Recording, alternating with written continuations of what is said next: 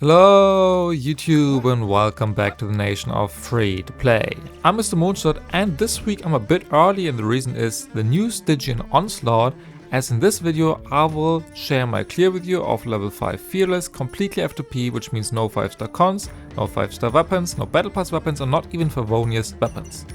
The enemies are the Iniquitous Baptist, so this one will get Electro, Pyro and Hydro shields, which you have to break continuously, so Cryo and Dendro are your best elements, but Hydro is also important. Then we have the Iktomisaurus. This one is a bit more complicated. This one will fly up in the air over and over again and gets Cryo shields, which you have to break, ideally with Pyro and or ranged units, so basically archers are good. Also, this is very great for Venti if you have him, because if you break one of the Cryo wards that he will summon on field, the Anemo res will be decreased, making Venti DPS even stronger. So if you have Venti with his new signature weapon and Doran, you can probably tackle even Dire of this one. And lastly, we have the experimental field generator. This one will let you jump up high in the air, which makes everybody a plunge DPS, which is also important because this one has over 13 million HP. So you need the 600% attack bonus in order to deal with it from jumping high in the air. So first things first, I'll start with the Saurian. And this is my Arlecchino Overload team with Fischl, Charus and Doran. Doran and Fischl are Hexerai units, so they will profit from the new buffs. And yeah, you can see this is my first attempt, so this is not the best gameplay, but it also shows that this one is not too difficult. So yeah, my gameplay here, I'm hitting air most of the time, but Doran is enough to break the shield and now we can go ham. Bear in mind though that this Saurian doesn't have that much HP with 4.3 million, but it has 70% resistance and even 110% against Cryo, and that will not change if you break the shield. So if you have Rash Shred in your party, that should help you a lot. In this case we get 35% from Doran, and Charus also helps out. So that's already enough, but I would advise you to bring some form of Rash Shred. You don't have to play Overload, you can also play Monopyro with Xylonin or a Vivi character, but that's basically the best approach. I also tried Yoimiya once. I think I could have made it work, but it was a bit too much struggle for me because, well, her DPS output is just not there yet. She's not as good as Arlecchino. She's just not a Klee, okay? But her buffs will come, I'm sure about that. Anyway, this is basically the second rotation of the same thing. You can also see these Cryo Blizzard Storms. If you break them, the Anemo res will go down. You can also group those.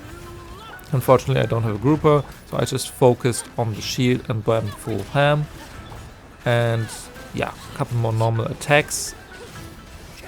And then we should be done with the HP bar of this Saurian. Also, why did I do this first? Actually, I didn't. I cleared the Baptist with Skirk first, but then I figured out that, well, this won't work because of Stygian's rules, so I had to redo that, which will be the last boss. Anyway, this one is done. 116 seconds, so ignore the other time for now. We'll continue with the field generator. And yeah, this is obviously a Varessa selling point, like plunge buffs and fast attacks is everything you want from Varessa, and Varessa will have no problem with this one whatsoever. So if you have her, use her, and if you want to get her anyway, you can get her, but you don't have to get her just for this. I tried Gumming, but it's way too slow and I couldn't melt consistently, so then I had to change it up. I don't have Shao, I don't have any other plunge DPS, but this boss lets everybody plunge, so what I did is I just played Skirk's elite team and weaved in some plunge attacks while it's possible, just to get those 600% attack bonus for the next 1 to 2 normal attacks on her, which is actually enough to let her hit for like over 200k at once. So this is my entire strategy for this one. Just use basically my strongest team and then jump in between. Also, it doesn't allow you to jump all the time, as you can see here. Sometimes it just attacks you, in which case I will do significantly less damage. But I'll try to have my rotation ready once I'm allowed to jump again, which is now. So now I'll set it up with Arena Burst, buff everything as much as possible.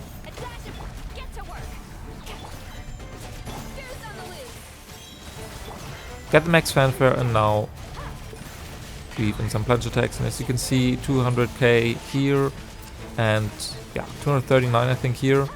So that is enough to just make use of the buffs this boss gives you, because honestly, despite these buffs, it's still very tanky. Like 13 million HP in Fearless. I think it has over 24 million in Dire.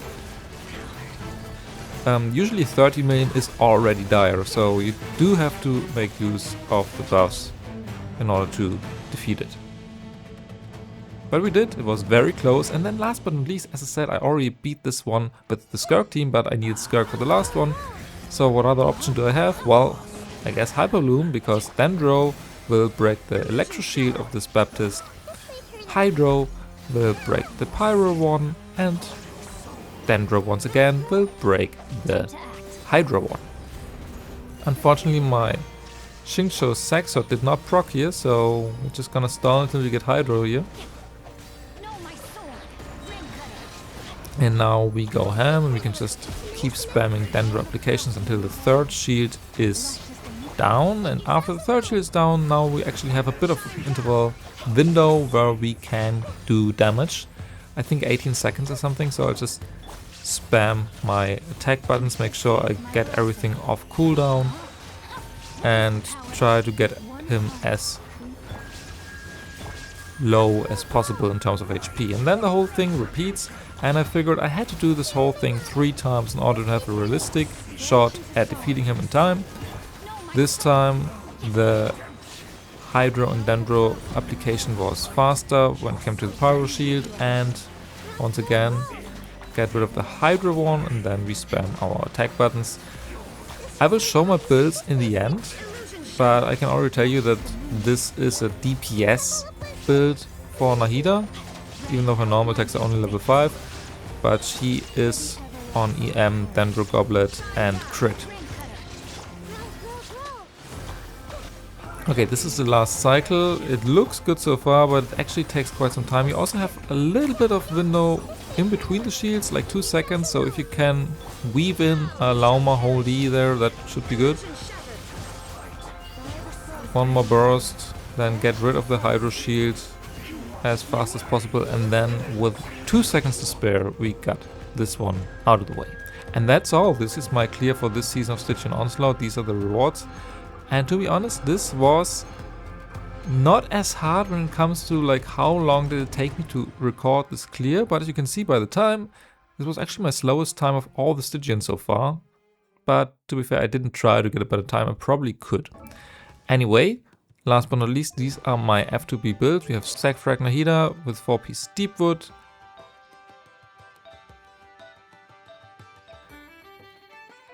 and talents 5, 9 and 8. Then Xingqiu, decent ratio, just make sure you have enough ER on him. 4-piece Emblem, ER Sands for this clear. C6, Crown Burst, then Lauma. Little crit rate, I know, with the event weapon, and 4-piece Silken, just EM. Talents 1, 10, 9, and Raiden on full EM with 4-piece Gilded Dreams and Dragon's Bane. Cookie should also work if you want the healing, if you need the healing. I just found Raiden a bit more comfortable to play. And then Arlecchino on Whimsy with the 3-star weapon White Tassel, decent ratio, Crown Normals. Then Fischl, she is only at C4, so I don't get the full Hexerei buffs, unfortunately, from her C6, but it's still good enough to make it work. Then Chevrus, 4-piece Noblesse, just as much HP as possible so that we are over 40,000, C6, and Doran. His build is pretty bad, I know. He's also on Noblesse, which doesn't make sense. I didn't remember to change it up, but Doran is good enough. He still deals a lot of damage, so that's that. Then we have Skirk, Vanilla of the Deep, and overall pretty good pieces. Then for Rina, the Fishing Sword, 4-piece Golden Troop. You could give her Tenacity, but I don't think it makes that big of a difference here, and in the end this wasn't the hardest boss for me. Then we have a Scoffier on the Inazuma Torch, also Golden Troop. Talents 198, and lastly Zitlali on Thrilling Tales and 4-piece hero sets. The stats don't really matter in this case. And that's that. So these are my builds. I hope this video helps you in clearing this Stygian Onslaught, whether it is hard mode, menacing, fearless like me, or even dire.